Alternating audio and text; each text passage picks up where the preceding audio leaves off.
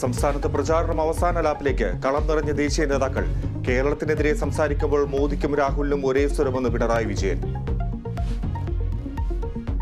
എന്നതാണ് ഉയരുന്ന വിമർശനം. പ്രധാന എതിരാളി എന്ന് അദ്ദേഹം അവകാശപ്പെടുന്ന നരേന്ദ്രമോദിയെയും സംഘപരിവാറിനെയും നേരിട്ട് എതിർക്കാൻ ശ്രമിക്കുന്ന പോലുമില്ല. പിണറായിക്കും മോദിക്കും ലക്ഷ്യം രാഹുൽ എന്ന് വി ഡി സതീശൻ. വിജയനും പ്രധാനമന്ത്രി ശ്രീ നരേന്ദ്രമോദിയും ഒരേ സ്വരത്തിലാണ് സംസാരിക്കുന്നത്. ഇവരുടെ പ്രസ്താവനകൾ ഏതോ ഒരു കേന്ദ്രത്തിൽ ഒരുമിച്ച് തയ്യാറാക്കിയതുപോലെയാണ്.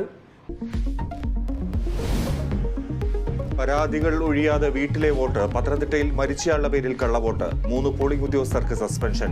കണ്ണൂരിലെ വീട്ടിലെ വോട്ട് ക്രമക്കേടുമായി ബന്ധപ്പെട്ട UDF പരാതി തള്ളി ജില്ലാ കളക്ടർ. പേരാവൂരും പയ്യന്നൂരിലും വീഴ്ചയില്ലെന്ന് കണ്ടെത്തൽ.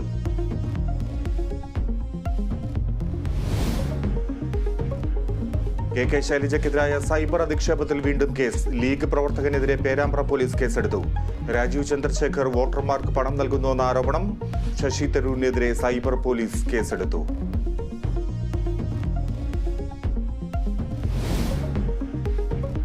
സംവിധായകൻ ജോഷിയുടെ വീട്ടിലെ മോഷണത്തിൽ പ്രതിപിടിയിൽ. മുംബൈ സ്വദേശി മുഹമ്മദ് ഇർഷാദിനെ കസ്റ്റഡിയിലെടുത്തത് കർണാടകയിൽ നിന്ന്. മോഷ്ടിച്ചത് സ്വർണ്ണാഭരണങ്ങൾ ഉൾപ്പെടെ 1 കോടി രൂപയുടെ വസ്തുക്കൾ.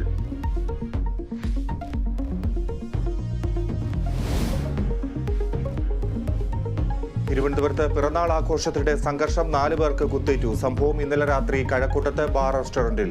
3 പേർ കസ്റ്റഡിയിൽ.